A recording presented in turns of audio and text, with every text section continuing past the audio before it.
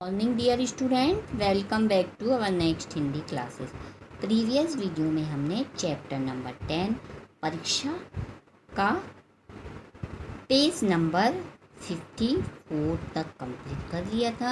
अब हम उसके आगे बढ़ते हैं। तो हम पहले एक बार रिवाइज कर लें कि हमने क्या पढ़ा था। हमने पढ़ा था कि जो राजा जी थे सुजानसी, तो वो क्या हो गए थे, उनसे तो क्या हुआ, जब वो बूढ़े हो गए तो उन्होंने राजा जी से जाकर कहा कि अब मैं ईश्वर की भक्ति करना चाहता हूँ, अब मैं काम करना नहीं चाहता, क्योंकि अब मेरी उम्र ढल गई है और राजकाज मुझसे अब नहीं संभलता, और अब अगर मुझसे बुढ़ापे में कोई गलती हो जाए तो सारी ज़िंदगी तो मैंने अच्छे काम किए हैं और अब मेरी इज्जत धूल में मिट जाएगी। तो राजा जी थे तो अनुभवशील, इतना अनुभव वाला व्यक्ति मिलेगा तो राजा को भी दुख होगा कि ये हमारा राज छोड़ अब यानी हमारे साथ काम नहीं करेंगे। उन्होंने बहुत समझाया उनको, परंतु वे नहीं माने। आखिर में राजा जी हार गए और उन्होंने क्या किया, उनकी प्रार्थना स्वीकार कर ली। अब उन्होंने क्या कहा कि ठीक है, आप चले तो जाइए, अपना पद छोड़ दीजिए, पर मैं एक शर्त बोलता हूँ कि आप इस राज्य के लिए क्या करेंगे, एक दीवान को खुद चुनेंगे। तो दूसरे दिन देश के प्रसिद्ध जो समाचार पत्र हैं उनमें क्या लिखवा गया कि राजा जी देवगढ़ के लिए एक सुयोग्य दीवान की ज़रूरत है। बहुत से लोग आए, वहाँ करोड़ों लोग आए, और उन्होंने कहा, एक शर्त ये भी रखवाई कि 1 महीने तक यहीं रहेंगे और व्यक्ति चाहे BA पास ना हो, ग्रेजुएशन ना हो, पर हष्ट पुष्ट हो और अपने ज़्यादा पढ़ा लिखा ना हो, पर कर्तव्य का पालन करना जानता हो, ठीक है।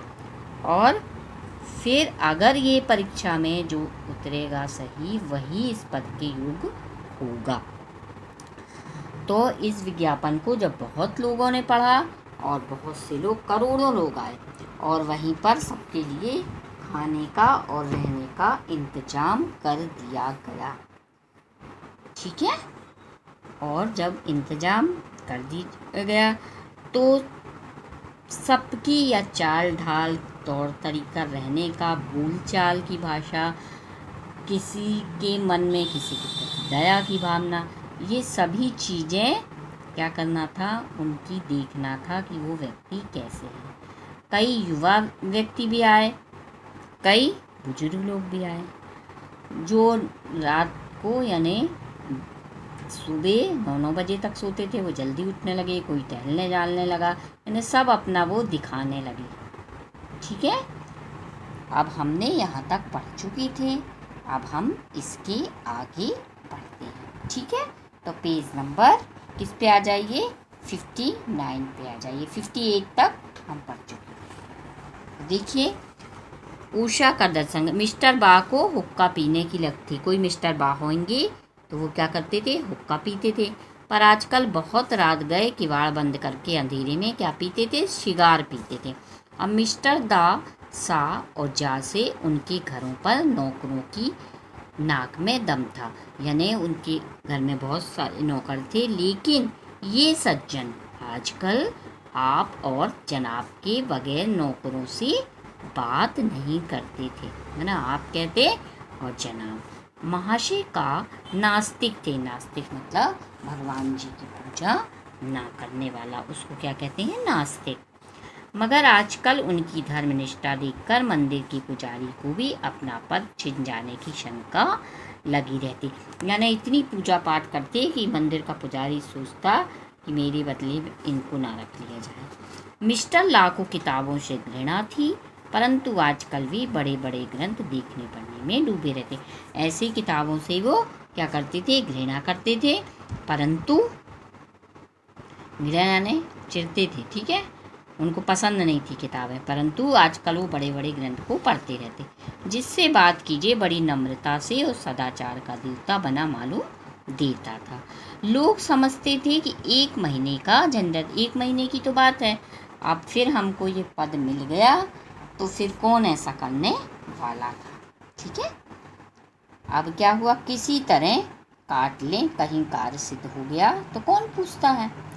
लेकिन मनुष्यों का वह बूढ़ा जोहड़ी आड़ में बैठा हुआ देख रहा था कि इन बगलों में हंस कहाँ छिपा है, यानी कि अच्छा व्यक्ति कहाँ छुपा है इन बगलों में ना, यानी खराब लोगों में अच्छा व्यक्ति कौन है, ये कौन देख रहा था, वो जो बूढ़ा व्यक्ति था सुजान सिंह।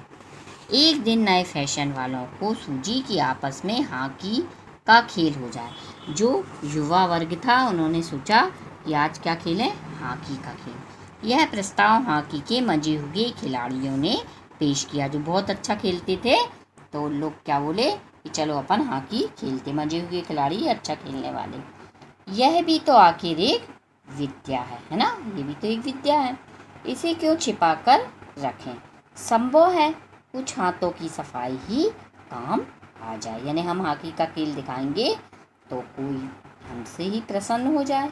चलिए, तय हो गया, फील्ड बन गई, यानी मैदान तैयार हो गया और खेल शुरू हो गया। और गेंद किसी दफ्तर के अपेंडिक्स की तरह ठोकरें खाने लगी। जैसे व्यक्ति काम सीखने जाता, अपेंडिक्स यानी होता है जो व्यक्ति कहीं पर काम सीखने जाता, कोई ऑफिस में जाता है तो उसको अनुभव तो होता नहीं, कोई कुछ बताता, कोई तो इधर उधर वो जाता, बार बार ठोकरें खाता रहता, वैसे ही गेंद इधर उधर ठोकरें खाने लगी। रियायत देवगढ़ में ये खेल बिल्कुल निराली बात थी, ये नया खेल था, कोई नहीं खेलता था। पढ़े लिखे भले मानस लोग शतरंज और ताश जैसे गंभीर खेल खेलते थे। क्या खेलते थे, ताश खेलते थे या शतरंज। दौड़ कूद के खेल बच्चों के खेल समझे जाते थे कि बच्चे खेलते दौड़ भागो। खेल बड़े उत्साह से जारी था। धावे के लोग जब गेंद को लेकर तेजी से उड़ते तो ऐसा जान पड़ता था कि कोई लहर बढ़ती चली। लोग यानी दूसरी पारी के लोग यानी गेंद को लेकर खिलाड़ी भागते तो ऐसा लगता कि लहर उड़ रही है, लेकिन दूसरी ओर के खिलाड़ी इस बढ़ती हुई लहर को इस तरह रोक लेते कि मानो लोहे की दीवार हो, है ना। अब क्या हुआ, गोल करते हैं ना, अब क्या हुआ, संध्या तक यही धूमधाम रही, शाम तक यही धूमधाम रही। लोग पसीने से तर हो गए, नहा गए, खून की गर्मी आंखों चेहरों से झलक रही थी। हाँफते हाँफते बेदम हो गए थे, हाँफी आने लगी थी, सबको सांस फूलने लगी, लेकिन हार जीत का निर्णय नहीं हो सका। अंधेरा हो गया। इस मैदान से जरा दूर हटकर एक नाला था, जहाँ वो खेल रहे थे वहाँ एक नाला था। उस पर कोई पुल ना था, पुल नहीं था वहाँ पे, नाले को पार करके आना पड़ता था। पथिकों को नाले से चलकर आना पड़ता, जो राहगीर होते प्रत्येक आने जाने वाले। खेल अभी बंद हुआ था कि खिलाड़ी लोग दम ले रहे थे, यानी थोड़ी देर आराम कर रहे थे। एक किसान अनाज से भरी हुई गाड़ी के लिए हुए उस नाले में आया। एक किसान था, वो अनाज से भरी हुई गाड़ी लेकर उस नाले से गुजरा, लेकिन कुछ तो नाले में कीचड़ था और कुछ उसकी चढ़ाई इतनी ऊंची थी कि गाड़ी क्या हुई, ऊपर ना कीचड़ में वो गाड़ी धंस गई, उसकी बैलगाड़ी। और वह कभी बैलों को ललकारता, कभी पहियों को हाथ से धकेलता, लेकिन बोझ इतना अधिक था कि बैल कमजोर, गाड़ी ऊपर नहीं चढ़ती थी। चढ़ती भी कुछ दूर चढ़कर फिर फिसलकर नीचे आ जाती। किसान बार बार जोर लगाता, बार बार झुंझलाकर बैलों को मारता, लेकिन गाड़ी उभरने का नाम, ऊपर चढ़ने का वो नाम नहीं ले रही थी। बेचारा निराश होकर उधर उधर ताकता, मगर कहीं कोई नजर नहीं आता। गाड़ी को अकेले छोड़कर कहीं जा भी नहीं सकता था, बड़ी विपत्ति में फंसा हुआ था। इसी बीच खिलाड़ी हाथों में डंडा लिए घूमते घामते उधर वो जितने खिलाड़ी थे हाथों में अपने डंडा लेके घूमते घामते निकले, किसान की तरफ देखा।